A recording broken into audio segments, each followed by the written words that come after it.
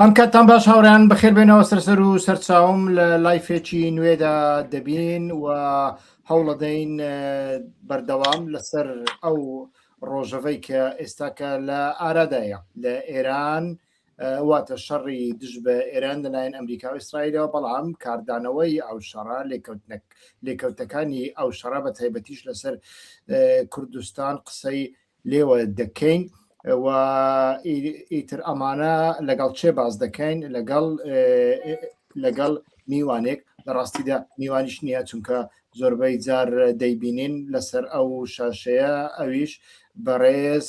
کاک هۆگر برایمە لە ستۆکۆڵم ئەو شەو لەگەڵماندایە. کاک هۆگر بەخێر بێ. زۆر سپاس کاکیوە، سلااو ڕێز بۆ تۆ بۆ ئەو هاوڕێیانە و کەسانێک کە ئێستا تەماشا دەکەن چ ئەوانەشی دوایی تەماشای ئەو بەرنامەیە دەکەن. سپاس. بڵێ کاک هۆگر بە پێی سۆف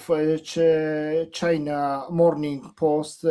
دیپلۆماتکارە باڵاکانی زلهێزە سەرەکیەکانی ناوچەکە لە پاکستان کۆ دەبنەوە بۆ گفتوگۆکردن لەسەر کۆتایی هێنان بە شەڕەکەی ڕۆژهەڵاتی ناوەڕاست، ڕاستتر وایە بڵین شەرەکەی ڕۆژهەڵاتی ناوەڕاست، و لە هەمان کاتدا ئیتر ئەوە یەک مانگە شەڕەکە بەردەوامە، تاوەکو ئێستا زیاتر لە 30,000 کەس کوژراون. هێرشەکانی ئێران بۆ سەر ئیسرائیل و وڵاتانی عەرەبی کەندا و دراوسەکانی لێکەوتەوە. هەروەها شەڕەکە مەترسی لەسەر دابینکردنی نەوت و غاز و دروست کردووە لەگەڵ دەستگرتنی ئێران بە گەڕووی هورموزدا. بازاڕەکان هەژاون و لە ئەمریکاشدا خۆپیشاندانی ملیۆنان کەس لە شارە گەورەکانی ئەمریکادا دژ بە دۆناڵد ترامپ دەستی پێ کردووە و لە دوێنێەوە بینیمان جگە لە حیزبوڵڵا حوسیەکانیش ئیتر چرایی یەکەمینیان هەڵ کرد بۆ چوونە ناو ئەو شەڕە ئەگەر بێت و درێژە بکێشی، یعنی ئێستاکە بەتەنیا گەڕووی هورموزنا بابل مەندەلیش کە ئیتر لە بابل مەندەل ڕاستە ڕێژەی گواستنەوەی نەوت بەتەنیا لە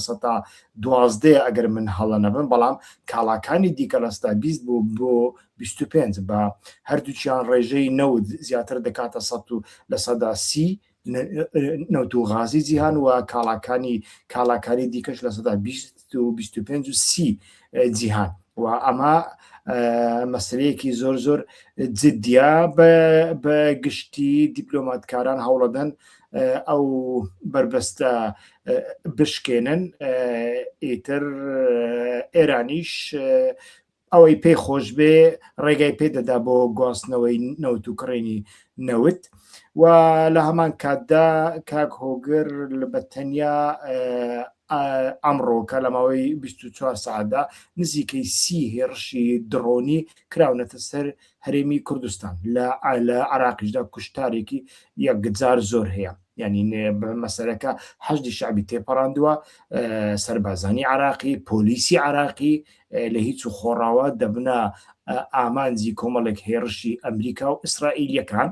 و لەناو عێراقیشدا ئیتر وە دیارە کۆنتڕۆل لەدەستووە، چێ درۆنی تەقان، چێ هێرشی کردە سەر ماڵی نێچیروان بارزانانی، ئەمانە هەمویان دیار نییە. کا سەرەتا لە وێنە گەورەکەوە دەست پێ بکەین، ئاراستەی شەڕەکە بەرەو کۆتایی دەچێ یان نەبڕای زەنابێت؟ بڵێ کاکیوە، ئەو لەسەر ئەو شەڕم پێشتریش لە شوێن ترێش و لەگەڵ بەڕێز شتا بکەمەوە بە قسەمان کردووە. بۆچوونی من لەسەر ئەو شەڕێکی ئێستا بەتایبەت کە ئەمریکا کەوتوتە ناوی شەڕی نێوان ئیسرائیل و ئێران کە ئەمریکاش هاتوتە پشت ئیسرائیلەوە، باسی ئەوم کردووە کە استراتیژی ئیسرائیل و ئەمریکا سەبارەت بە ئێران جیاوازە. هەرچی ئێرانە هەرچی ئیسرائیلە دەیهەوێت دەوڵەتی ئێران ببێتە دەوڵەتێکی شکست خواردوو فەیل ستەیت بۆی هەژمونی بەسەر ناوچەکەدا نەبێت. و ئەوە پرۆژەی ئیسرائیلە بۆ وڵاتانی تریش، ئەوە لە عێراق و لە سووریا ئەوانە جێبەجێ بوون کە ناتوانم بڵێم بۆ وڵاتانە بڵێم ڕاستەوخۆ پرۆژەی ئیسرائیل بووە کە ئەو وڵاتانێ بەو شێوەیە گەیاندووە، بەڵام کەوتوتە خزمەت استراتیژی ئیسرائیل لەوەی کە دەوڵەتانی ناوچەکە، دەوڵەتە بەهێزەکانی ناوچەکە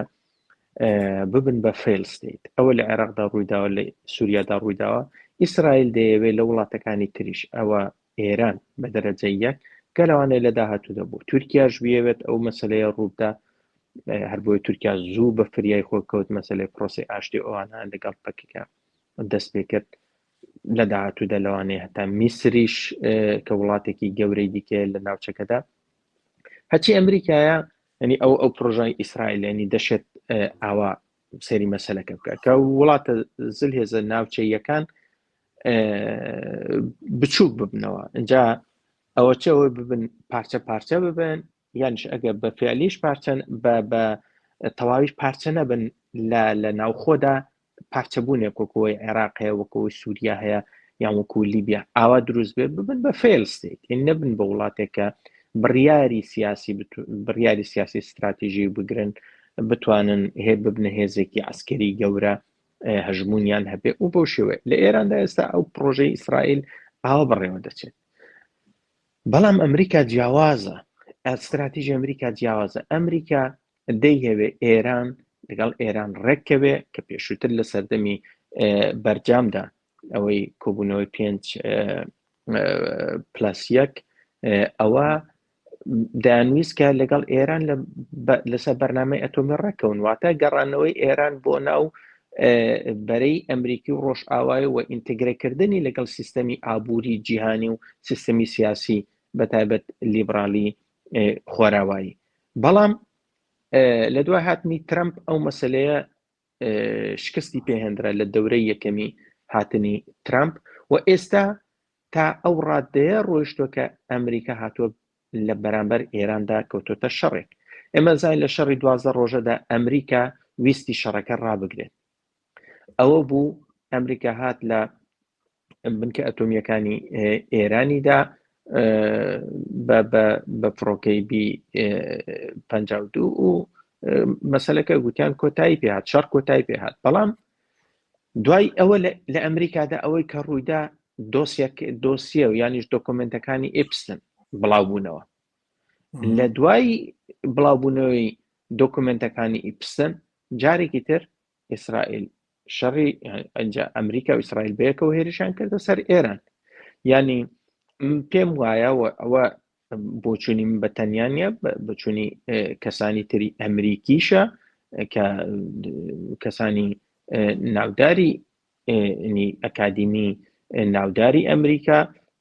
لە پەیوەندە نێودەوڵەتەکان و لە سیاسەتی نێودەوڵەتی کە پێیان وایە ئەو شەڕە لۆبی ئیسرائیلیە کە لە ئەمریکای خستۆتە ناو ئەو شەڕەوە ئەگەرنا لە ئەساسدا استراتیژی ئەمریکانیە بۆیە ئەمریکا لە ناو خودی ئەمریکاشدا بەتابەت لە ناو باڵە محافەزەکارەکان کە لەگەڵ ئەو زایۆنیزمە نین کە ئەوڕۆ لە کابینەی ئەمریکادا پێڕەو دەکرێت یانیش سەردەستە دانەوێت ئەو شەڕە ڕاگیرێ و لە لایەکی تریشەوە ئەو خۆپیشاندانانەی کە باستان کرد لە ئەمریکادا ینی ئەومان بۆ دەردەخات کە هەم لە ناو دەوڵەتدا و هەم لە ناو کۆمەڵگەی ئەمریکادا ناڕەزاییەک لە بەرامبەر ئەو شەڕەدا هەیە بۆیە دەتوانین بڵین دۆناڵد ترامپ ئەو ڕۆکەوتۆتە ناو قەیرانێکی زۆر گەورەوە ئەو قەیرانە جۆن جێ میرشایمەر زۆر بەباشی باسی دەکات ینی ئەمریکا لەو شەڕەدا سەرکەوتوو نەبوو ینی دەشێت لەو شەڕەدا بە دۆڕاویش بێتە دەرێ چونکە ئەو داخوازیە 15 خاڵەیە کە پێشکەشی ئێرانیان کردبوو ئێران ینی جێگەی ینی لەلایەن ئێرانەوە هیچ بایەخی پێ نەدرا بەڵکو ئێران هات 5 خاڵی خۆی پێشکەش کرد واتە ئەمریکا دەیهەوێت بە شێوەیەک لە شێوەکان دەرکەوێت و ترامپ هەوڵی ئەوەشی داوە مەسەن باسی ئەوەی کرد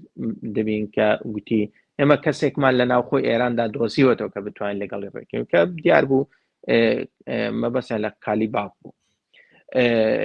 لایەندە کەناڵەوە دانوستاندن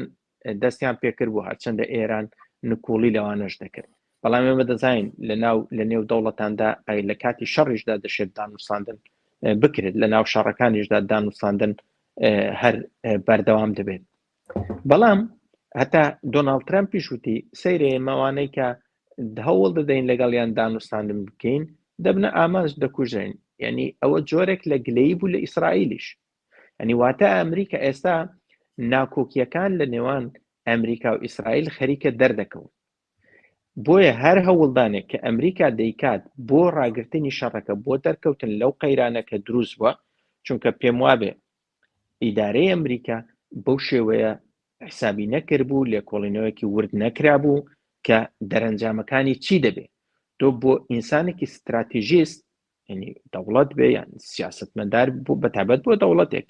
کە هەنگاوێکی استراتیژی دەنێت دەبێ حسابی دوای ئەو هەنگاوە بکە ئەی دوای ئەو چی ینی بەڵام دیار بوو ئەو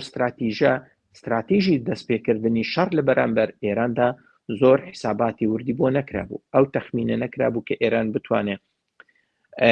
بەو شێوێ لەسەر پێ بمێنێتەوە دیار بوو حساباتەکە ئەوە بوو کە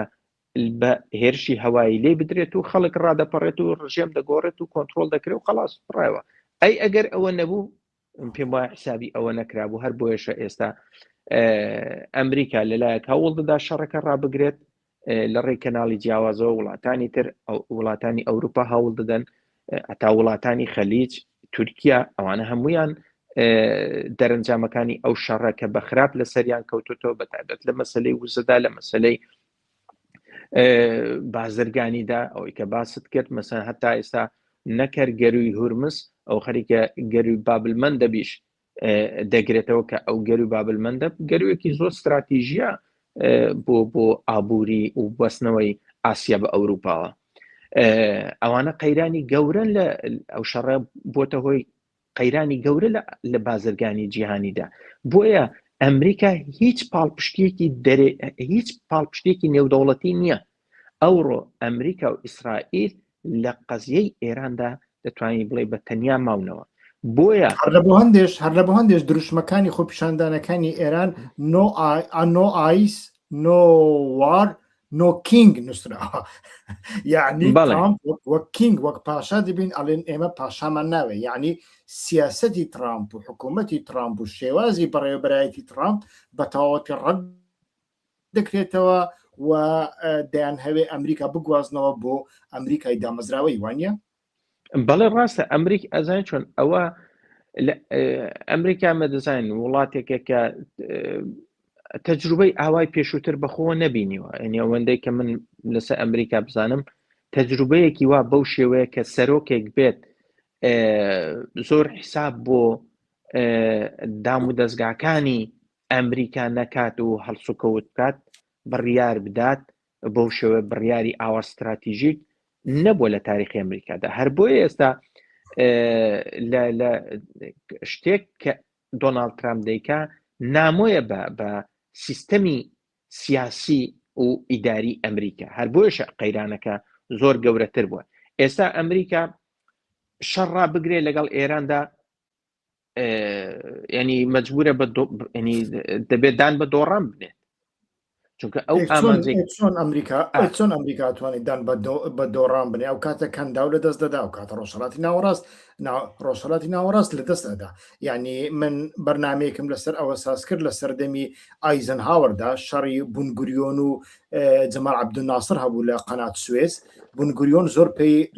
ناڕەحەت بوو لەبەرەوەی 5 ڕۆژی مابوون لە بۆ هەڵبژاردن و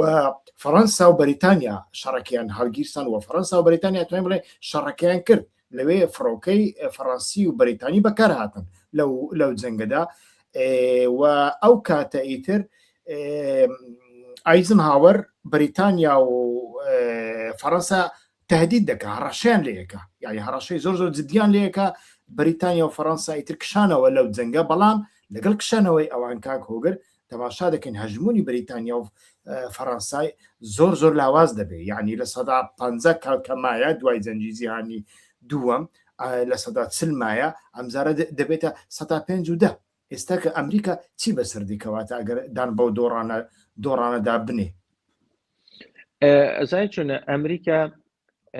بەتابەت لە سەردەمی ترامپدا ئەمە دەبین کە زۆر تاکڕەوانە لە ئاستی سیاسەتی نێودەوڵەتیدا هەنگاو دەنێت ینی دام و دەستگا نێودەوڵەتیەکان ئەنجومەنی ئاسایش نەتەوەی گرتوەکان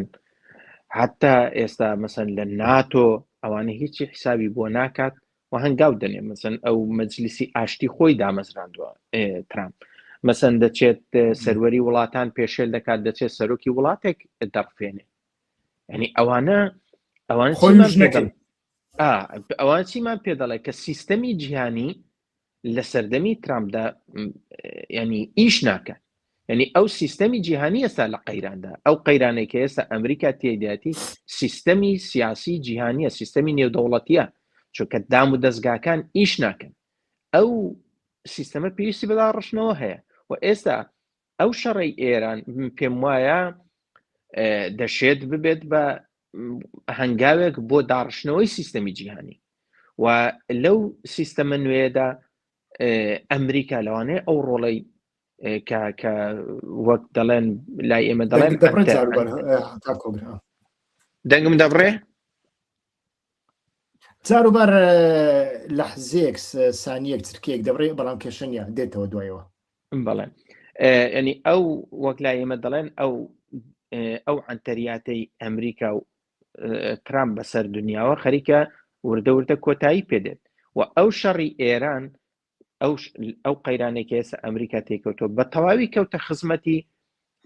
چین و رووسیا ئەو وڵاتانی کە بەر لەوەی بچێ سەر چین و رووسیا باس لەوە کرد کە قەیرانێکی زۆر جددیە ئێمە دەزانین چین لە هەموو لە دیوانەکانیدا ئەو شکستی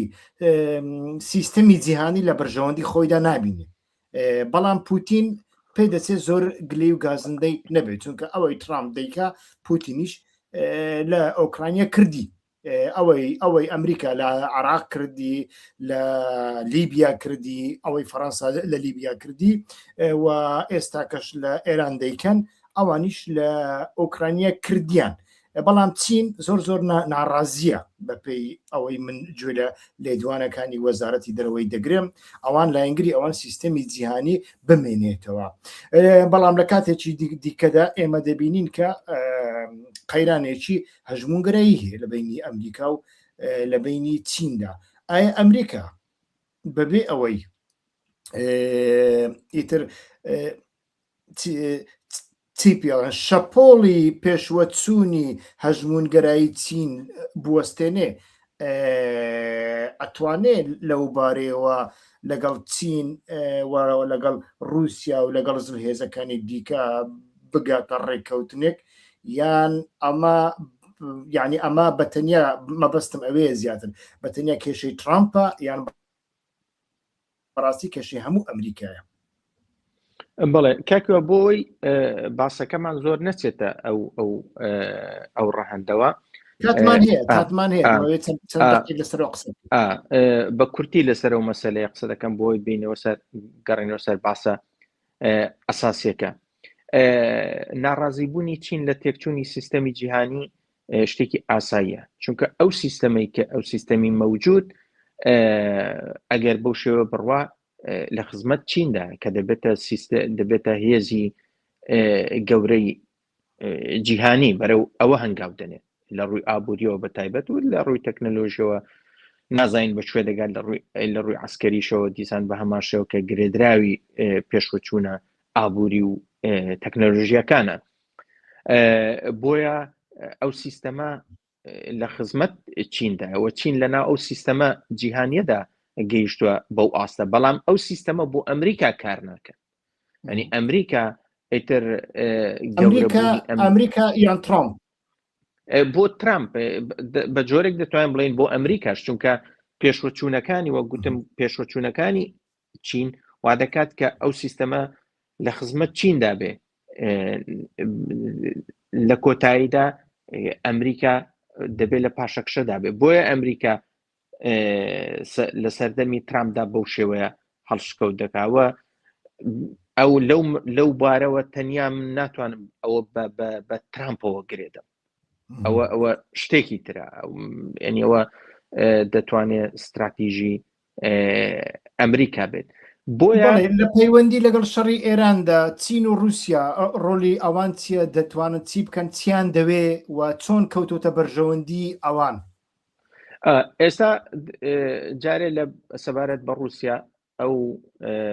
مەسلەی وزە کە رووسیا وڵاتێکە کە وزە دەفرۆشێ سەرچاوی وزەیە لە شەڕی ئۆکرانیادا ئەو گەمارانێ خراببوونە سەر رووسیا ئەوە دەرەنجامی گرتنی گەری هورمز و قەیرانی وزە لە خەلیج ئەو گەمارانە لەسەر رووسیا لاچوون یعنی رووسیا لەو بارەوە قازانجی کردووە بۆ چینیش بە هەمان شێوە کە مەسەن ئەمریکا کەوتۆتە قەیرانێکەوە و ئەنی چین ئەوەی کە ئەمریکا تەسەوری کردووە کە چین بەو شێوەیە زەرەرین بەرنەکەوتۆ لە ڕووی ئابوووریەوە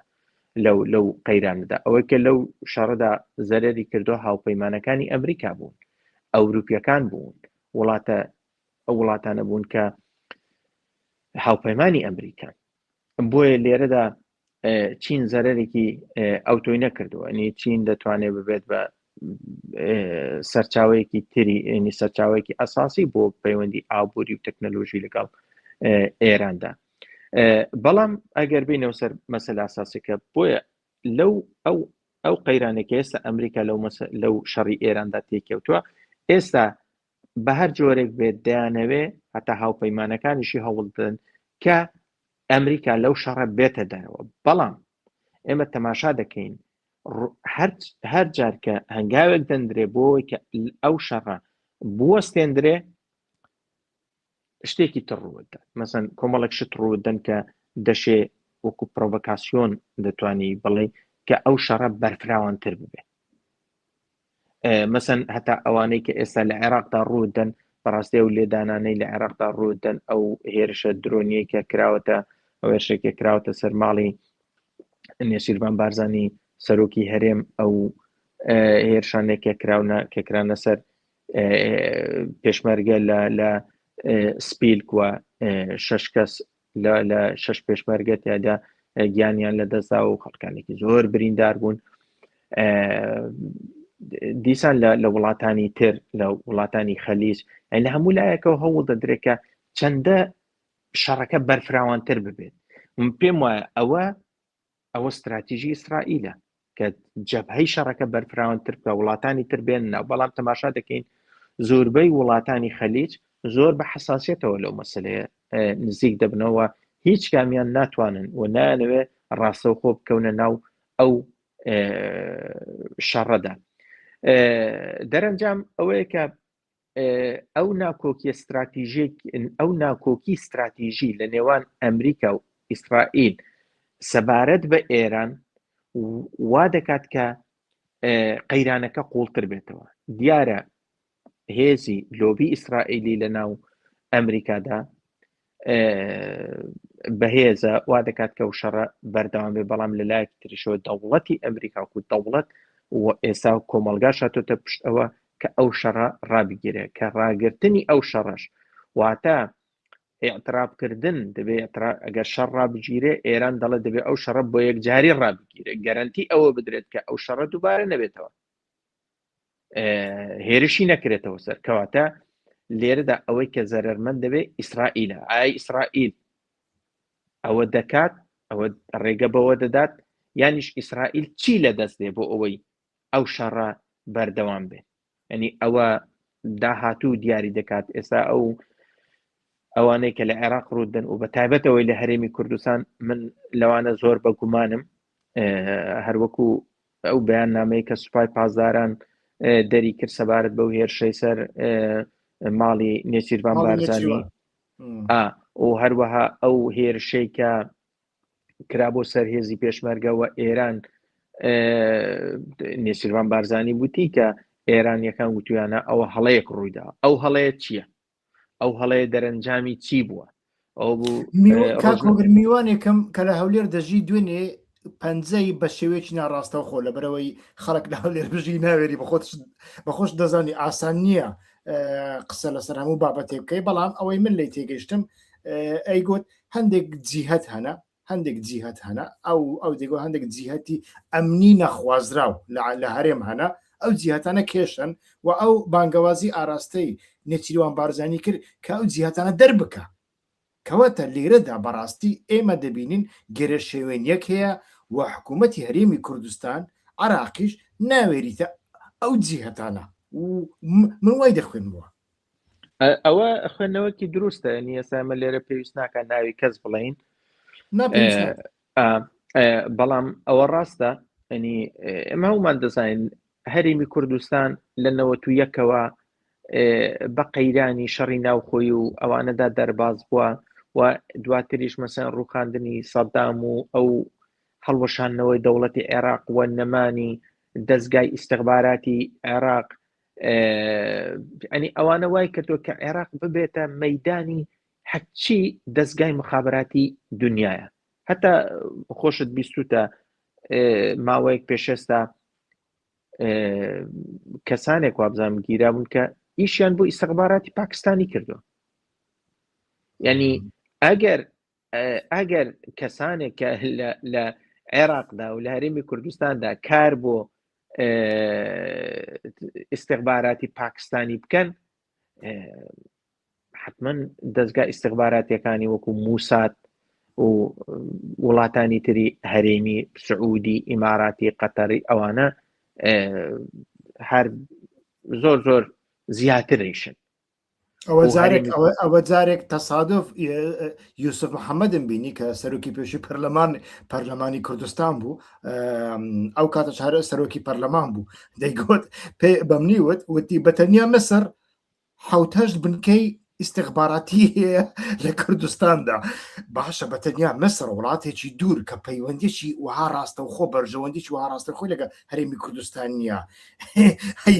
دەبێت ئیسرائیل چی هەبێ بەڵێ بۆیە ئێستا کە شەڕەکە لە بینی ئێران و ئیسرائیلدایە حتمما ئەو دوو وڵاتە دەستگای ئیستیخباراتەکانیان لایەنەکانی خۆیان لە ناو عێراقدا دەخەنە جوڵە لە بەرژەوەندی خۆیاندا ئێمە ئێستا لەو هێرشەی کە کراوەتە سەرماڵی نێچیروان بارزانی ئەنی ئێرانیەکان بێبەری خۆیان لەو نەکرد بێبەری خۆیان لەو مەسەلەیە دەربڕیوە بەڵکو محکومیان کردووە سەرگۆزەرانی عێراق محکومی کردووە ئەرێ تێرۆریستیە و لە هەمان کادا لێدوانەکانی مالیکیش زۆر سەرنجڕاکێشن مالیکی لە حکوومەتی هەرێمی کوردستان زیاتر مشەوەشترە و ئەڵێ ئامانج لی گرەشێوێنیەکە لە ناو عێراقدا مەبەستی گرەشێوێنی شەڕی کوورد و شیعەیە بەڵێ پێم وایە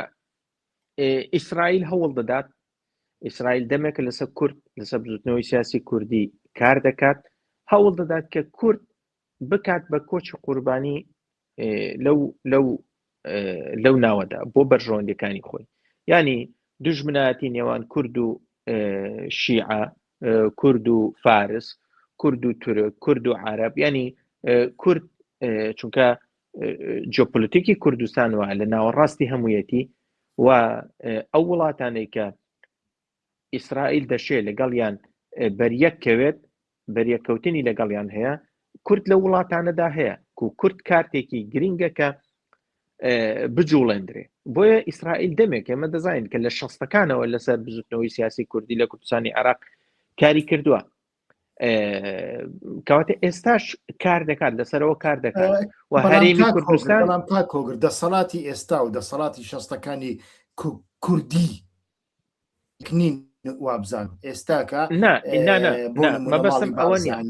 یەکێتی و پارتی دەزانم بەڵام مەبەستم ئەوێ ئەوەش شڕۆڤە بکە ینی جیاوازیەکان چیە کە ئیسرائیل دەگاتە ئامانجیان نا چونکە بتەوێتونەتەوەی ماڵی بارزانی و ماڵی تاڵەبانی نیعمەتێکی خۆش لە سایەی یەکێتی عێراق دەخۆنوانیە خۆ ناتوان دەوڵەت دروست خۆ دەوڵەتیان پێ دروست ناکرێ و ئەوان ئەگەر ئەو ڕۆکەنانێک دەخۆن دەوڵەمەند دەبن دەبنە خاوەن دەسەڵاتێکی زۆر بێشماریان هەیە ئەوە لە سای عێراق لە شەستەکاندا هەرچەند ئەو کاتەش ئەوە بە دروست نازانم کە کورد ئەوەی کردووە کە لە پەیوەندی لەگەڵ ئیسرائیلدا هەبوو بێت ئەو کاتەش بەڵام بە هەر حاڵ ئەو کاتە بزوتنەوەی سیاسی کوردی لە شاخ بووە لە شەڕدا بووە لەگەڵ حکوومەتی ناوەندی و ئەوە تا ڕادەیەک بەڵام ڕسمی دکتۆر مەحموود و ئەفسەرانی ئیسرائیلی هەیە لە چیای کوڕەک بەڵێ ئەنی ئەوە بە هەر شێوازێک ئینسان تا ڕادەیەک دەتوانێت مەسەن نۆرمال بیبینێت کە تۆ حرەکەیەکە کە لە شەڕدایە لە بەرامبەر دەوڵەتی ناوەندی دەشێت دەست بۆ هەموو هاوکاریەک ببات. یعنی هەر کەسێک دەستی هاوکاری بۆ درێژکات دەتوانێت وەری بگرێت ئەوە تا ڕادێکاسە. بەڵام لە ئێستادا بە تایبەت لە دوای ڕوخانی سەددامدا و ئەوەی کە هەرێمی کوردستان فەرمیەتی هەیە لە ناوحکومەتی عێراقدا و بەشێکە لە دەوڵەتی عێراق ئەو شتانە وەکو پێشووتر بەڕێوە ناچین. پێم وانیە مەسەن دەسەڵاتدارانی هەرێمی کوردستان بەو شێوە پەیوەندیەکانیان لەگەڵ ئەو دەستگا ئیستیخباراتیانە بەو شێوەیە بەڕێوە بن. من باوەڕ ناکەمێنی ئەوە وەکو جاران بەڕێوە ناچون کەس ناتوانێت ئەو ڕیسکە بکات وە لە بەرژەوەندیشیان نییە لەوەدا. ینی ئەوڕۆ بەرژەوەندەکانی هەرێمی کوردستان و هەمووکو هەرێمی کوردستان هەمووکو دەسەڵاتدارانی هەرێمی کوردستان لە چوارچەوەی عێراقدایە و بزوتنەوەی سیاسی کوردی بەگشتی دەبێت ئەو حسابە بکات. ئێمە لەناو ئەو دەوڵەتانەدا کە هەین لە عێراق، لە تورکیا، لە سووریا، لە ئێراندا دەبێت حسابی ئەوە بکەیت پەیوەندیەکانی ئەو دەوڵەتە لەگەڵ ئەو دەوڵەتانی ترکەتۆ پەیوەندی لەگەڵ دەوڵەتێک دەکەی وەکو کورد مەسەڵەن بڵێن لە عێراقدا کە پەیوەندی لەگەڵ ئیسرائیل ببەستی ئەبێ حسابی پەیوەندیەکانی عێراق و ئیسرائیل بکەی لە چه ئاستێکدا تا ئێستا عێراق دانی بە ئیسرائیل دانەناوە. بۆ ئەم پێم وانیە مەسەن دەسەڵاتدارانی هەرێمی کوردستانیش ئەوەندە نەشارەزابن تا ئەو ئاستە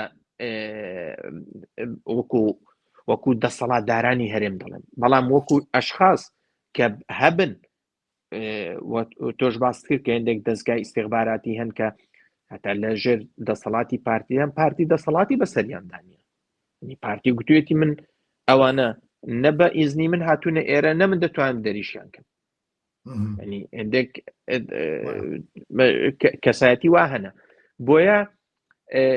ئەو دەستگای ئیستیخباراتیانە کاری خۆیان دەکەن، هەموو سات لە عێراقدا ئاکتیڤە، هەم دەستگای ئیطلاعاتیش ئاکتیڤە. بۆیە دەشێت ئەو شتانە پرۆڤۆکاسیۆن دروستکەن لەو بابەتانەدا بۆ ئەوەی هەرێمی کوردستان بکەوێتە ناو شەڕ. ئێستا ئێمە دەبێت لەو مەسەلەی ئاوا لێکی دێنەوە.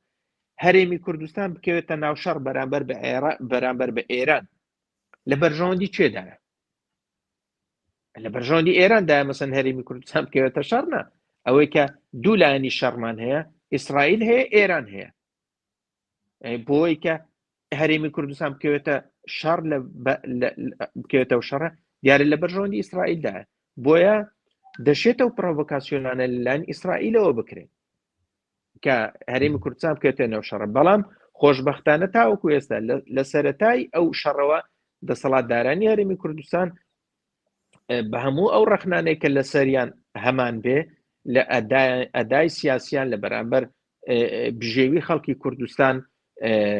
بەرامبەر بە خەڵکی کوردستان، داهاتی هەرێمی کوردستان و ئەو مەسەلانەی کە ئەو مەسەلە ناوخۆیانەی کە ئێمە ڕەخنەی تونمان لە سەریان هەیە. بەڵام سەبارەت بەو شەڕە تاوەکو ئێستا عەقڵانە جوڵاونەوە، خوان وەکو بەشێک لەو شەڕە نەبینەوە، چ لە شەڕی 12 ڕۆژە چ لەو شەڕەدا و هەتا لەو دروستکردنی ئەو هاوپەیمانیەتەی نێوان هێزە سیاسیەکانی کوردستانی ئێراندا کە لەو دێمە سەرەوە پرسیارێکی تایبەتم دەبێت کاک هۆگر لەسەر ئەوە، بەڵام دەمەوێت هەندێکی کە لەسەر لە دەوروبەری یاریەکانی ئیسرائیل قسە بکەین. ینی ئێمە دەزانین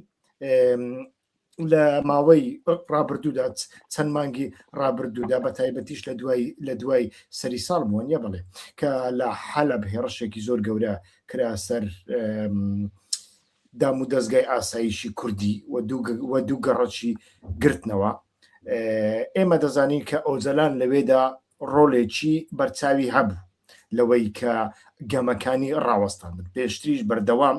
هەم پەکەکە هەم پێدا هەم هێزەکانی سووریای دیموکراتی بە توندی ئاگدار دەکردنەوە لە مەسلەی یاریەک هەیە، شەڕێکی گەورە هەیە، ئەو شەڕ لە ئێمە گەورەترە و بەردەوام نمونەی غەزەی دەهێناوە. دەیان هەوێ ئێمە بکەن بە غەزە، کوردستان بکەن بە غەزە، ئێمە بکەن بە حەماس، ئەم زۆرە شتانەی دەهێنانەوە و ئێمە دەزانین لەو بارەوە ئیسرائیلیش هەندێک هەوڵی هەبووە لە ڕۆژ ئاوا و لە باکووری سووریادا بەڵام لە دواییدا هەر بەخۆی ئیسرائیل چوو لەگەڵ حکوومەتی دیمەشق حکوومەتی کاتی لە پاریس ئیتفاقیان ساز کرد وەرەو ئیتفاقەدا ئێمە بینیمان کە هاکان فیدانیش ئەگەر بە شێوەیەکی ناڕاستەوخۆبی لەوێ بوو هەبوو ئێستاکە لە عێراق و لە کوردستانی ئێراندا دەربارەی کورد چێ هەیە بتوانێت ئەو یاریە بوەستێنی یاری ئیسرائیل سەبارەت بە ئەو یاریانەی کە ئیسرائیل دەیکا مافی خۆیەتی شەڕێکی هەژمونگەراییە بەڵام ئێمە ئەڵێن کە بەشێک لەو یاریانە لە بەرژەوەندی ئێمە نییە بەڵێ ئەوە ینی سەرکردایەتی سیاسی کورد بە گشتی چ ئەوانەی هەرێمی کوردستان چ بزوتنەوەی ئاپۆیی لە هەرسێ بەشەکەی دیکەی کوردستاندا کە ڕۆل مەسەن لە کوردستانی ئێراندا پژاک هێزێکە لە ڕووی عسکەریەوە لە هەموو هێزەکانی تر بەهێزترە بمانەوە نەمانەوە ڕۆ مەسەن لە ناو حیزبەکانی کوردستانی ئێراندا ئەوەی کە هەم لە ڕووی ژمارەوە هەم لە ڕووی ئیمکاناتەوە و پژاک لەژێ کۆنتترۆلی حکوومەتی هەرێمدانە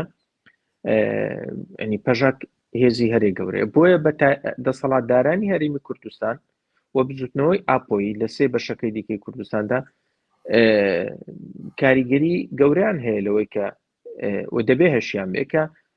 کورد نەبێتە بەشێک لەو شەڕە چونکە بەڕاستی ئەو شەڕە شەڕێکێک نە لە توانای کوردایە کە ببێتە لایەنگری لایەکیان بکات و نە لە بەرژەوەندیشیدایە من ئەگەر بیرت بێ زۆر جا باسیەوەم کردووە کە لە سەردەمێکدا کە هاوسەنگیەکان لەسەر ئاسی دنیادا خەریکن ئەوە نییە کە سەرەتای بەرنامەکە باسمان کرد سیستەمی جیهانی لە قەیراندا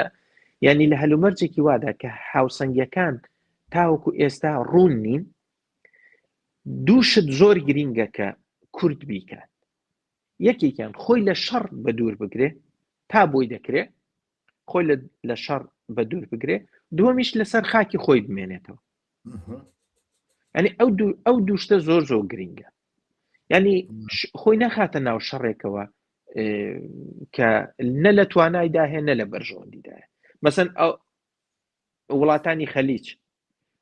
ئیمکانی کورد لە وڵاتانی خەریج نە گەورەترە نە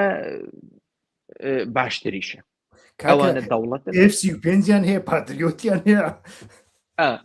ئەوانە نەتوانن لە بەرامبەر ئێراندا شەڕکەن مەسەن کورد بە کلاشنکۆفەوە دەتوانێت چی بکات چێ هەیە مەسەن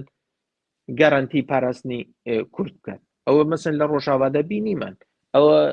مەسەن لە سەردەمی ڕیفراندۆمدا هەم لە ئەو هێرشە درۆنیانەی کە بەردەوام لە هەرێمی کوردستان کراون مەسەن چێ توانیوێتی هەرێمی کوردستان بپارێزێ تۆ چۆن دەتوانی مەسەن بکەوێ شەڕێکەوە کە نەتوانی خۆت بپارێزی ینی ئەوەی کە هێنێک کەس بەڵام کاکۆگر حەز ناکەی لە شەقامی کوردیدا لە سوسیال میدیای کوردیانە لە مێدیای گشتی کوردیشدا مێدیای حیزبەکاندا بەڕاستی من سەیری هەندێک مێدیا دەکەم نازانم ئەوە تەلەڤیزیۆنی ئیمارات تا تەلەڤیزیۆنی ئیسرائیلە یان تەلەڤیزیۆنێکی کوردیە بەتەنیا ئەوە دەبیسم کە بە کوردی قسە دەکەن و کە تەماشای هەندێک نخبەی کوردی دەکەی بە تایبەتی نخبەی هونەرمەند نەژاد پەرستی بێعەقڵی و چەپلە لێدان لە بۆ خوێن ڕێشتن دێگەی چەپلە لێدان لە بۆ شار ئەمانە هەر هەمووی هەیە ئەوانە زای چۆنە کاک هیوا من زۆر جار دەڵێم شکر ئێمە سیاسیەکانمان بەڕاستی دەتوانم بڵێم تاکە لەوانەیە تاکە میلەتێک بن سیاسیەکانمان لە زۆر لە ڕۆشنبیرەکانمان عاقڵترن ینی ئەوەمان هەیە لە نخبە عاقڵترن ینی هەرچەندە مەسەن ئەو مەسەلەیەش لە هێندێک نقطەدا دەسەڵاتداران بۆ بەرژەوەندی خوان بەتایبەت لە هەرێمی کوردستاندا ئەوە بووە بەکاری دێنن لە ژێرەوە مەسەن دنەی قەومگەرایی و تایفەگەری و ئەوانە دەدەن بەڵام لەسەرەوە بخوان سیاست دەکەن و لەگەڵ نخبەی سیاسی بڵین لە عێراقدا لەگەڵ نخبەی سیاسی شیعە و سوننەدا لەگەڵ عەرەبدا هین دەکەن مەسەن کاری خۆیان دەکەن توجارەتی خۆیان دەکەن بەرژەوەندەکانی خۆیان دەپارێزن تەبان ئەوە خەتەری هەیە نابێت مەسەن ئەو جۆرە لە گوتارە قەومچێتیە لە شەقامدا پەرەبستێنێ نیشتیمان پەروەری نەتەوە پەرستی نییە کەسێک بەخەم قەزیی کوردستانەوە بێت بە نەتەوە پەرستی و بە ڕەگەز پەرستی ناتوانێت قەزیەی خەڵکی کوردستان بەرەو پێشەوە ببات و پێشەوی بکات نیشتیمان پەروەری بە فاشیزم بە ئەفکاری فاشستی بە ئەفکاری دژە عەرەب و دژە شیع و دژە فارس و دژە تورک بەڕێوە ناچێت کورد نە ئەو توانایی هەیە کە ئەو میلەتانە لە ناوبەت کە سیاسەتی نەتەوە پەرستی ئەوەیە کە تۆ بەرامبەرەکەت دەبێ بیسڕیەوە ینی نەتیجەکەی بەوە دەکات کورد نەدەتوانێت ئەوە بکات نەتوانای ئەوە هەیە نە لە بەرژەوەندیشدایە کەواتە تۆ دەبێ گوتارێکی عەقڵانی تەبێ گوتارێک بێت لە ڕووی فکریەوە کە بتوانی سیاسەتیشی لەسەر بکەیت تۆ گوتارێکی نەتەوە پەرستیت هەبێت دەتوانی سیاسەتێکی نەتەوە پەرستی لە کوردستاندا بەڕێوە ببەی بەچی مەسەن ئەو سیاسەتە نەتەوە پەرستیە بەڕێوە دەبەی ئەگە گوتارێکی لە ڕووی فکریەوە نەتەوە پەرستیش دەبێت لە ڕووی پراکتیکەوە تۆ ناتوانی بیکەیت ینی بۆیە پێویستە گوتاری سیاسی و فکری یەک بگرێتەوە بەڵێ سپاس دەکەم کاک هۆگر بابینە سەر ڕۆژهەڵات ئیتر دوێنێ ئەمە لە سوسیال میدیا دەنگی دایەوە کە ئامادەکاری دەکرێت لە بۆ کۆنگرەیەک لە لەندەن لە نێوان لایەنە ئێرانیەکاندا ناوی پژاک لەو لیستە دەرهێنراوە و ئێمە دەزانین لێرەشدا چەندین پارادۆکسی تایبەت هەنا لەلایەک ئیسرائیل کار لەسەر کوردەکان دەکات بۆ ئەوەی اتفاقێکیان هەبێ و لە هەمان کاتدا کار لەسەر ئەوە دەکا کە هەموو هێزە ئێرانیەکان بەیەکەوە لە دژی ڕژێم بکەونە تەفگەڕێک بکەن بەڵام تەماشا دەکەین لە هەندێک جێگادا هەندێک لایەن هەنا بە تایبەتیش ساڵتەنەت تەڵەبەکان کە جگەل لە ئیسرائیل من کەسێک نابینمەوە پشگیریان لێ بکەن نە لە ناوخۆ و نە لە دەرەوە یعنی تەنانەت دۆناڵد ترامپیش نەیویست بیبێنێ وانە دۆناڵد ترامپ گوتی ئامادەنی ببین کاتی نییە یعنی ئەمە سوکایەتی پێکردنیشە بەڵام یعنی تەماشا دەکەی ئەو سەڵتەنەت تەڵەبانە هێزێکی وەکو پەژاکیان لەو لیستەیە دەرخست هەرچەندە ئەمڕۆکە بیستم کە دیسا ناویان خستۆتەوە ناو لیست کە من لە جێگەی پەژاک ئەمزارە من پرۆتستۆیەکەم من ناچم چونکە بەڕاستی تازە عقلەکە ناگۆڕێنی ئەو عقلە لە شوێتەوە لە هەمان کەدا هاوپەیمانە کوردەکانی پەژاکیش متفقە کوردەکانی پەژاکیش هێشتا لەوێ بوونا و ئێمە لێدوانێکمان لەوانە نەبینی باشە یەک لەناو بەرەی ئێرانیدا بەرەی ئۆپۆزیسیۆنی ئێرانیدا چ دە قەومێ دوو لەناو ئەو بەرەیەی کوردیدا ئەو یەکێتیەنەتەوەی کوردی کوردستانی ئێراندا چ دە قەومێک کە بەشێکی زۆرمان ماوەیەکی درێژ بۆی هەڵپەڕین بەڵێ سەرەتا دەمێ ئەو ڕاستکەوە کاکیوە بۆت ئەو کۆنفرانسە ئەو کۆنگرەی ئازادی ئێران ئەوە سەڵتەنەت تەڵەبەکان نەبوونەوە جمهوری خۆیەکانن کۆمەڵێک خەڵکن کە هەندێکیان یەکێک لە بەڕێوەبەرانی ئەو کۆنفرانسە یان ئەو کۆنگرەیە پێشتر لەگەڵ پەهلەوی مەسەن کاری کردووە بەڵام ئەوانە ئێستا خوان بە جمهوری خۆی دەناسێنن و کۆنفرانسەکە بەو شێوەیە بووە ینی لەسەر ئەو ئەساسە بوو نەک سەڵتەنەت تەڵەبەکانەوەی تێدا نەبوون ئەم پێم وایە لە ناو بزوتنەوەی ئۆپۆزیسیۆنی ئێرانیدا پەرت و بڵاویەک هەیە پەرت و بڵاوێکی زۆر هەیە و پێم وایە کارتی ڕەزا پەهلەوی مثلا ڕەزا پەهلەوی کە کارتێکی ئیسرائیلیە لە ناو ئێراندا سوتا ینی هیچ شوێنێکی نەماوە بەشێک لەوانە لی دوورکەوتونەوە ینی ڕەزا پەهلەوی کەسێکە لەگەڵ دوو هاکەری ڕووسیدا هاتووە کە خوان وەکو ڕاوێژکاری ئەڵمانی پێناساند و دەچێت کۆمەڵێک قسە دەکات قسەی زۆر نامعقول ینی لەو کاتەوە ینی ئەو کەسە کارتی سوتا پێم وایە کارتی سوتایی ڕزاپالیەوە ئێستاش وردە وردەوانی دەوروبەری لێ دەتەکنەوە. ئەو کۆنفرانسە خەڵکانێکن کە پێشتر پێشینەی هەتا سوپای پاسدارانیشان هەیە، بەڵام من ئەو جۆرە کۆبوونەوانە بە گرنگ دەبینم بە تایبەت بۆ وەزی ئێران کە بەلایانی کەم گفتوگۆ بکرێت. ینی گفتوگۆ هیچ کاتێک خراپ نییە. ینی لە کۆنگرەیەکی وادا ئەگەر کوردیش بێت قسەی خۆی بکات، لایەنەکانی تر بێن قسەی خۆیان بکەن، هەر کەس بێ قسەی خۆی بکات. ینی بەلایانی کەم لایەنەکان بتوانن بەیەکەوە لە پلاتفۆرمێکدا گوێ لە یەکتر بگرن. گرنگ نییە بۆچوونەکانیان وەکو یەکە یان هاوڕا دەبنیانە، بەڵام هەر نەبێ گوێیان بە بۆچوونی یەکتر ڕابێ. ئەوە زۆر زۆر گرنگە لە کاری سیاسیدا. چوون بۆ کۆنفرانسێکی ئاوا زۆر لایەنی جیاوازی تێدا بوون، لیبرالی تێدا، کۆمونیستی تێدا، سوسیالیستی تێدا، محافەزەکاری تێدا، زۆر لایەنن. ئەوە گرنگ بوو، بەڵام سەبارەت بە دەرخستنی ناوی پەژاک لە لیستی بانکراوەکاندا، پەژاک بەیاننامەیەکی دەرکرد، خۆشتان ئەو بەیاننامەتان بینیوە، کە گوایە و دەنگۆیەکی باش بڵاو بووە کە گوایە دوو لایەنی کوردی، نوێنەری ئەو دوو لایەنە کوردیانە نان هێشتوەکە پەژاک بەشدار بێ. سەرەتا دەنگۆیەکی وا بڵاو بووە، بەڵام دواتر نوێنەری دەرەوەی پەژاک شتێکی لەگەڵ ڕۆژنامە نووسێکی حیزبی دیموکراتدا قسەی کردبوو، گوتبووی گومان لەسەر ئەو دوو لایەنە نییە کە مەبەست لە کۆمەڵی شۆڕژگەری زەحمەتکێش شۆڕژگەرەوەی کە باڵی عەبدوڵای موتەدیە و حیزبی دیموکرات بوو، وتی ئەوە نییە. بەڵام دواتر ڕێبوار ئاودانان تویتێکی کردووتی بۆ چوونی پەژاک تەنیا لە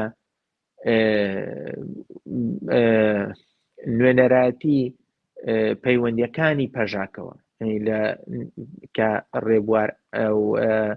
زاگرۆس ئەندیار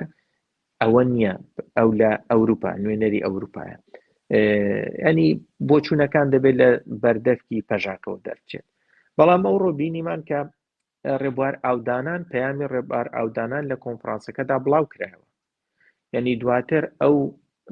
ئەو مەسەلەیە چارەسەر کرابوو، دیار بوو ئەو ڕۆ چارەسەر کرابوو، پەژاک دیسان کەوت بۆ ناو لیستی ئەو ناوانەی ئەو کەسانێک کە لەوێ قسە دەکەن، و پەیامێکی ڤیدیۆیی ڕێبوار ئاودانان بۆ کۆنفرانسەکە کە 10 دقە بوو بڵاو کراوە. من گوێم لەگر کە پیر و بۆچوونی حیزبەکەی سەبارەت بە ئێران دەخاتە ڕوو لە چوارچەوەی فکر و ئایدۆلۆژیای خۆیاندا. لێرەدا ئەوەی کە سەبارەت بەو کارێک کە کرابوو کە ناوی پەژاک بە هەر دلیلێک بێت کە لەو کۆنفرانسە دەرکرابوو، شتێکی نادیموکراتیک بوو. یعنیەوە پەڵەیەکی ڕەش دەبوو لەو کۆنفرانسە ئەگەر ئەوە ئاوا ڕۆیش بە هەر بۆیە مەسەن کۆمەڵێک خەڵکی ترکە لەو کۆنفرانسەدا دەبواە بەشدار بن، پرۆتێستۆیان کردوێنێکە یانێمە بەشدار نابین لەبەرەوە کە ئەوە ئاکتێکی نادیموکراتیکە. یەکێک لەوانە مامۆستا عەباس وەلی بوو کە قەرار بوو لەوێ قسە بکە، بەڵام مامۆستا عەباس وەلی پرۆتێستۆی ئەو مەسەلەی کرد کە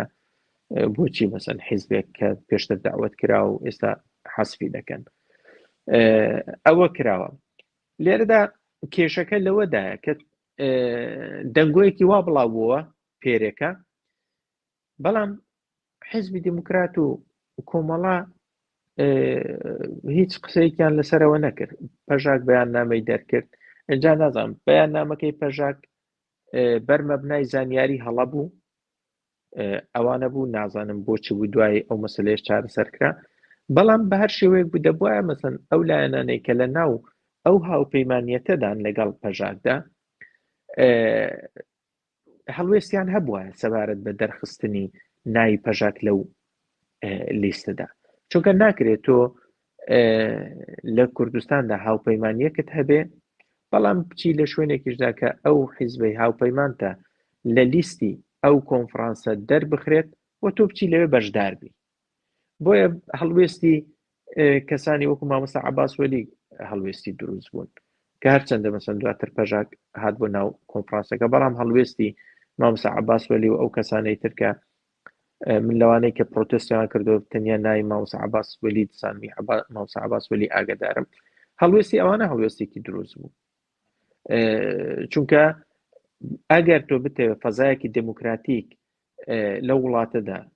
پێشنیارکەی هەوڵی بۆ بدەی کاری بۆ بکەی کاتو تۆ نابێ هیچ لایەنێک حەسب بکەی هیچ لایەنێک وە دەرنێ و بە تایبەت مەسەن حیزبێکی وەکو پەشا کەوتم لە ڕووی عسکەریەوە ئێستا بە تایبەت لە ڕووی مەیدانیەوە هەتا لە ڕووی جەماوەری ئەمە نازانین بڵێن کام حیزب چەندە جەماوەری هەیە بەڵام لە ڕووی مەیدانیەوە ئێستا دەبینین کە حیزبی مەسەن پەژاک حیزبێکی گەورەیە تۆ ناتوانانی لە سیاسەتی ئێراندا مەسەن پەژاک حەسب بکەی چۆن مەسەن حەسبی دەکەی لە سیاسەتی کورد لە ئێراندا و لە سیاسەتی ئێراندا بۆ دەبوایە ئەو هەڵوێستە ئاوا بێ بەڵام ئەمڕۆ هەر بۆ بەبیرهێنانەوە من لە سەرەتای دەستپێکردنی شەڕەکە ڕێپۆرتاژێکم لەگەڵ ئەندامێکی دەفتەری سیاسی حیزبی کۆمونیست ڕێکخراوی کوردستان ئەنجامدا کە ئەوان وابزانم ئێستا کەش نەسوونەتە ناو ئیتیفاقەکە ئیمزایان نەکردووە ئەو ئەندامی دەفتەری سیاسیە شتێکی سەرنجڕاکێشی پێگوتم گوتی کاکیوە ئەگەر بزانن ڕژێم ناڕوخێ ئەو ئیتیفاقە تێک دەچێتەوە ئیتیفاقە کوردیەکە گوتی تێک دەچێتەوە بۆ چونێکی وای لە دەمی دەرکەت یان ئەوە بوو کەواتە ئەم جۆرە ئیتیفاقانە کاک هۆگر ئێمە دەبێت چۆنیان بخوێنینەوە یعنی لە شەقامی کوردیدا وەکو ئاەتێکی قورئان تەماشای دەکرێت کە ئیتر تەواو هیچ شتێک ناگۆڕدرێ و بوونە برا و هەموو شتێک تەواو بوو لایەنە سیاسیەکان جیاوازیەکانی دیکە هیچ بەرچاو ناگیرێن لەو کۆمەلگەی کوردیداوە دوێنێ من سەیرم کرد لەسەر سوسیال میدیا ئیتر شەڕەتەقە دەستی پێکرد بووە بەڕاستی هەرچەندە ئەمڕۆ بەخۆش حەڵیەوە وەستە کاکی وایمە ینی ئەو تەجروبەی ئەو جۆرە بەرانەمان هەیە لە هەرێمی کوردستاندا شتێکی زۆر زۆر ئاساییە هاوپەیمانێتێکیان بەرەیە کە دروست دەبێت بۆ هەلومەرجێکی تایبەت دروست دەبێت تۆ لە هەلومەرجێکی دای بەرەیەک دروست دەکەیان هاوپەیمانێک دروست دەکەی کە دوای ئەو هەلومەرجە نەما زەرورەتی ئەو بەرەیە لەوانەیە نەمێنێ ئەو هەلومەرجێک کە ئەو بەرەی تێدا دروست بووە هەلومەرجێک بووکە ئیتر شەڕ دەستی پێکرد شەڕی نی پێشتر ناوەندی دیالۆگ هەبوو ناوەندی دیالۆگ پێش شەڕەکە بە چەند ڕۆژێک ناوەندی دیالۆگە بوو ئەو ناوەندە دیالۆگە حەوت حیزببوونە و حیزبی کۆمونیستی ئێرانیش تێدا بوو ئەو بەڕێزێکەوە چاپەکەوتنتان لەگەڵ کردووە بەڵام کە بوو بە هاوپەیمانی هەم ئەوان هەم عەبدوڵای موتەدی نەهاتە ناو بەڵام دواتر کە هێرشەکان لەسەر ئێران چڕتر بوونەوە بۆ عەبدوڵای موتەدی شاتنەوە ئەو بەرەیەوە یعنی بۆ هەلومەرجێک بوو کە ئەو کاتێک کە ترامپ تویتەکانی دەکرد کە ها کورد دەچێت بەشدار دەبێت وها دوا کورد بەشدار نابێت لەو هەلومەرجەدا بوو بەڵام ئەگە ئەو هەلومەرجە نەمێنێت یعنیش ئەو هەلومەرجە چۆن نامێنێت ئەو هەلومەرجە لە کاتێکدا نامێنێت کە بەسەن ڕژێمی کۆماری ئیسلامی و گۆڕانکاری تێدا بێت و ئەو کاتە زەرورەتی ئەو بەرەیە نامێنێت بەڵام هەتاوەکو ئەو حیزبانە لە بەرامبەر کۆماری ئیسلامیدا سیاست بکەن هەتا ئەوەش نەبێت هەتاوەکو پرسی کورد لە ئێراندا بە جۆرێک لە جۆرەکان دەکەوێتە ڕۆژەبە و چارەسەر دەبێت و بەلایانی کەم هەلومەرجێکی سیاسی وا دێتە ئاراوە کە ئازادی سیاسی هەبێت لە ئێراندا هەبوونی ئەو بەرەیە پێویستە بۆی کورد وەکو کورد وەکو سیاسەتی کوردی پلاتفۆرمێکی هاوبەشی هەبێت پلاتفۆرمێکی هاوبەشی هەبێت بۆی لە ئێراندا قەزیەی خۆی پێشنیار بکات گفتوگۆی لەسەر بکات کاری لەسەر بکات ئەوە زەرورەتە ئێمە لە هەرێمی کوردستاندا بەرەی کوردستانیمان هەبوو بەرەی کوردستانیش بە دەستپێشخەری ئێران دروست کرا بوو ئەو حیزبانەی ناوبەرەی کوردستانی هەتاوەکو ڕاپەڕینیش بەردەوام بوون ینی لە شاخ 2-3 ساڵ بەردەوام بوو دوایی هاتنەوە لە شار لە هەرێمی کوردستان لە دوای ڕاپەڕین تا هەڵبژاردن بەرەی کوردستانی بەردەوام بوو کە هەڵبژاردن کرا ئیتر بەرەی کوردستانی نەما ئەنی چۆن زەرورەتی بەرەی کوردستانی نەما پارلەمان و حکوومەت و ئەوانە دامەزرا لە ئێرانیشدا مەسەن ئەو هاوپەیمانێ ئەگەر بەو شێوەیە بێت کاتە زەرورەتی ئەوە هەردەمێنێ نەک ئەوەی کە ئێستا ئەو شەڕە ڕاوەستێ و ئەوانە نەتوانن بگەڕێنەوە نەتوان بستنەوە لە ئێراندا سیاست بکەن زەرورەتی هاوپەیمانیەتێکی ئاوا پلتفۆرمێکی ئاوا نەک ئێستا لە زوودا ئەو مەسلەیە پێویستە حتا ئەوەی کە من پێم وایە کە ئۆپۆسیۆنی کوردی لە هەموو ئەو پۆسیۆنەکانی تر پێشتر باسم کرد کە ئۆپۆسیۆنێکی بڵاو لە ئێراندا هەیە ئۆپۆسیۆنی کوردی لە هەمووان ڕێکخراوترە لە مەیداندایە هێزی چەکدار بێ هێزی چەکداری هەیە مەسەن لە کوردستاندا دەڵێن خەڵکمان گرتن کە خەڵکمان دەگرێت کە هەموو حیزبەکان مەسەن بانگەواسی دەکەن لە هەمووان بە ڕێکخراوترە بزوتنەوەی سیاسی کوردی کە بۆ هەموو شپرزەی خۆیەوە پێم وایە بزوتنەوەی سیاسی کوردی لە ئێراندا دەبواە نەک هەر ئەو کۆنفرانسەی 2 ڕۆژە لە لەندەن دەکرێت کورد لەوێدا نەک هەر وەکو میوان داوت بکرێت دەبواە هاوپەیمانی حیزبە کوردستانیەکان چەندان کۆنفرانس و کۆنگرەی وای پێکهێنابە و لایەنە ئۆپۆسیۆنەکانی دیکەی ئێرانی داوت کردبە ینی کورد بتوانێت نەخشەی خۆی هەبێت پرۆژەی خۆی هەبێت بۆ داهاتووی ئێران ینی یەکێک لە کەم و کورتیەکانی بزوتنەوەی سیاسی کوردی و بەتابەت ئەو هاوپەیمانیە ئەوەیە کە تەنیا سیاستێکی بەرتەسکی کوردیان لە چوارچەوەی ئێراندا هەیە مەسەن لەو پرۆژەی خۆیاندا باسییان لە مافی چارەی خۆنووسین کردو ئەوانە بەڵام پرۆژەیەک بۆ تەواوی ئێران لە ئارادا نییە باس لە فیدراالی دەکەن بەڵام تۆ ئەو فیدراالێت خۆ تۆ بە تەنیا ناتوانانی ئەو بسەپێنی دەبێت پرۆژەیەکت هەبێت پرۆژێکت بۆ تەواوی ئێران هەبێەوە بۆ ئەوەی ئەو پرۆژەیەت ببێتە پرۆژەیەکی گشتی دەبێت ئاکتیڤ بی لە بواری سیاسیەوە و بتوانێت لایەنە ئۆپۆسیۆنەکان دیکەی ئێرانیش بێنێتە پشت ئەو پرۆژەی خۆی و بەرپراوانی بکە مەسەن گروپە ئەتنیکیەکانی تر بەلوچەکان ئەهوازیەکان تورکمان سەحرا و ئەوانە بێنێتە پشت خۆی بەشێک لە ئازەریەکان یعنی بەو شێوەیە خیتابێکی بۆ تەواوی ئێرانیشە پرۆژەی بۆ تەواوی ئێرانیشە بڵێ کاک هۆگر ساعتێکمان تەواو کرد من هیچ پرسیارێکم نەماوە زۆر سپاس دەکەم کە تاوەکو ئێستا لەگەڵمان دابووی و سوپاسی تۆ ئەو بینەرانش دەکەم کە ئێستاوە و لە ئایندەدا تەماشامان دەکەن زۆر مەمنون بۆ کاتەکەت زۆر سپاس بۆ تۆش کاکیوە سلااو بۆ ئەو بەڕێزانش کە تا ئێستا لەگەڵمان بوون بینەرانی هێژا بەو شێوەیە دێنە کۆتایی بەرنامەی ئەم شەویشمان هەتا بەرنامەی ئایندا کاتێکی خۆش زۆر سوپاستانەکەین بۆ پشتگیریتان بۆ تەماشاکردن بۆ کۆمنت بۆ لایککردن تکایە هەوڵ بدەن ڤیددیۆکانمان شێر بە تەنیا بە لایک مەوەستن شێر بکەن و تاوەکو لە ڕۆژانی ئایندەدا بە بەرنامەی باشتر دێنە خزمەتتان هەر بژین کاتێکی خۆش ڕێز و سڵاو